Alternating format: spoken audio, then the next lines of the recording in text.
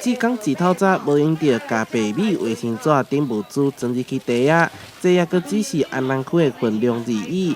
台南市订立慈善爱心会已经连续23天，借立委陈廷辉甲台南市员过信量的服务处送暖予弱势户。23年来，进米也接近50万公斤。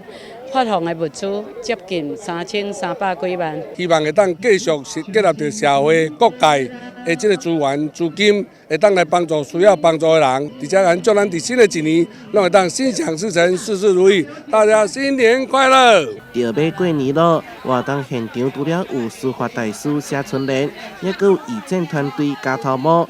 区卫生所的医疗团队替健康把关，沙伦里的总铺仔煮一大碗的小汤，真是暖心阁暖胃。唔但如此，本土戏剧的女演员嘛来献唱，为社会呢付出一些我们个人的小小的力量一起来共襄盛举非常的高兴能够参加这么有意义的活动。另外一边，立委陈廷辉伫北区甲会计师公会斗阵发送。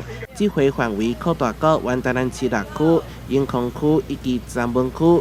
参与的议员有陈义鼎、陈秋平、周丽鼎、吴同良等人，募集300万物资，将近有5000户弱势家庭受惠。我们来汇集所有的力量，让他们感受到这个社会是温暖的，这才是最重要。